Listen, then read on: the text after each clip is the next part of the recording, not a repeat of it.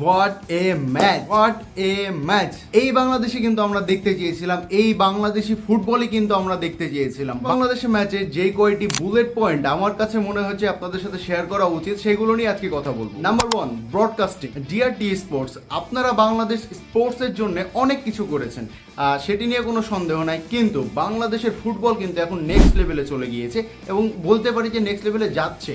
So এই জায়গাতে আমার মনে হয় যে আপনাদের আরও একটু প্রফেশনাল হওয়া দরকার।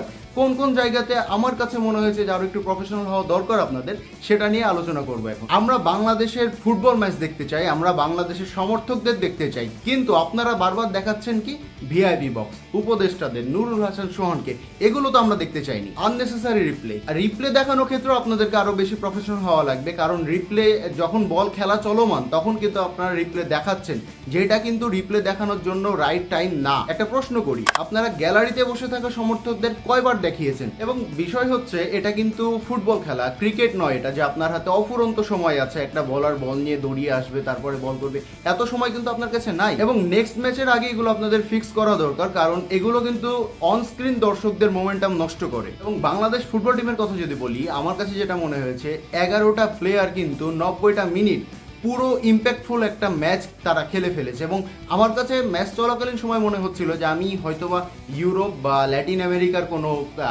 ক্লাবের বা ন্যাশনাল টিমের ফুটবল খেলা দেখতেছি এখানে। ফার্স্ট হাফ একটু এলোমেলো হলেও সেকেন্ড হাফ ওয়াজ টু গুড। সেকেন্ড হাফের অ্যাটাক থেকে শুরু করে বল বিল্ড আপ সবকিছুই কিন্তু একদম পিন পয়েন্ট অ্যাকুরেসিতে ছিল। এবং সব থেকে ভালো লাগার যে বিষয়টা, সেকেন্ড হাফে কিন্তু সিঙ্গাপুর বাংলাদেশের হাফে যেতেই পারেনি। এবং আমার কাছে সব থেকে গুরুত্বপূর্ণ যেটা লেগেছে, সিঙ্গাপুর 2-1 গোলে জিতেছে ম্যাচটা, কিন্তু তারা কিন্তু টেকনিক্যালি কোনো ভালো ফুটবল খেলতে পারেনি। তারা কিন্তু অভিনয় করে ম্যাচটাকে বের করে নিয়ে আসছে। এবং তাদের কাছে তারা নিজেরা বুঝতে পারছিল যে এই ম্যাচটা কিন্তু তারা টেকনিক্যালি বাংলাদেশকে ক্রস আপ করতে পারবে না। এবং রেফারিতে যদি আসি, খুবই বাজে রেফারি।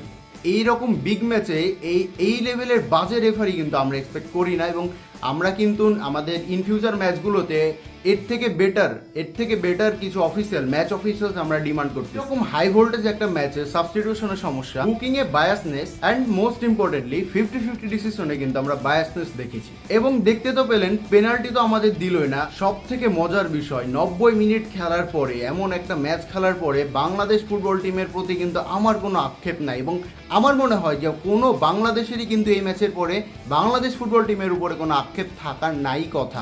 আসলে যেসব ক্ষেত্রে আমার আক্ষেপ ছিল সেগুলো তো ভিডিওতে বললাম, এবং আশা করছি খুব জলদি এসব বিষয় আমাদের ওভারকাম করতে হবে এবং হবে ইনশাল্লাহ। সবশেষে বাংলাদেশ ফুটবল নিয়ে যদি বলি, যেভাবে বাংলাদেশ টিম এগোচ্ছে, আমরা কিন্তু ইন ফিউচার ইনশাল্লাহ বলতে পারবো যে the mighty Bangladesh football team. Best of luck and proud of you মাইটি।